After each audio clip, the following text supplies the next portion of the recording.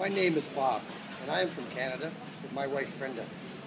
I'd like to share with you today a journey that took me 42 years to complete. I was born in Canada, a very young boy, and I attended the United Church up to the age of about 14. Then I left the church because I worked in a job that took me away on the weekends, Saturday and Sunday. Brenda and I were married when I was about 20. We were two different religions. I was United Faith, Brenda was Pentecostal. The church I went to refused to marry us because we were two different faiths. As we grew older, we had children. I asked if my children be baptized in the church I was in, United Church. They would not do it. Once again, two different faiths.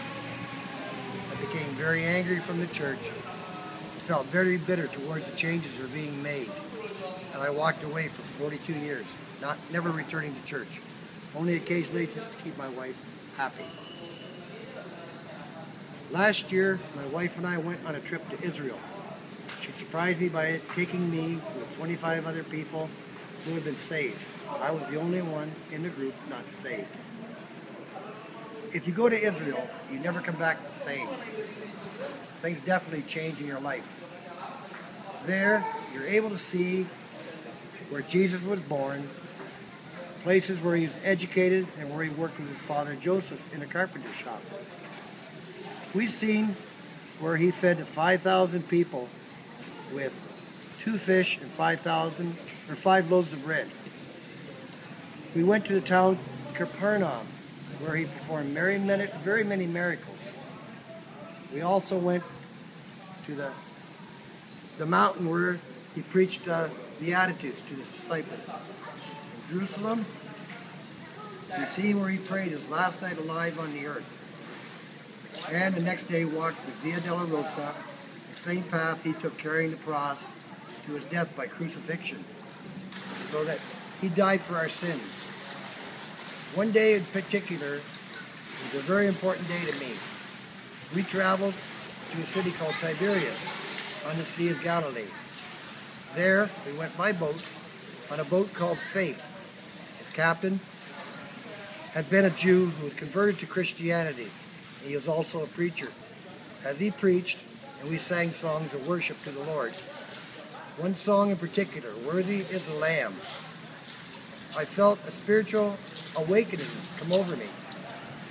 The barrier I built all those years around me against the church and religion was immediately taken away.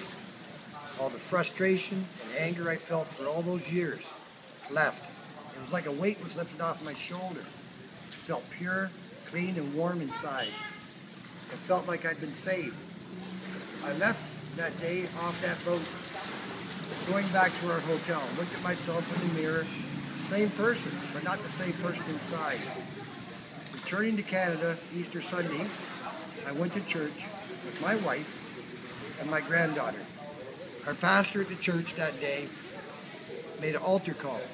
I came to the front, hands were laid on me, and I asked the Lord, forgive me all my sins, that I want to be a part of the Lord and have Jesus in my heart. And it's the greatest day I've ever had in my life. I never want to go back to the old way things were. And all the days I have left in this world, I want to spend working for Jesus. And I'm just so happy to have him in my heart. He's made a big change in me. My children know a big difference. My wife knows a big difference.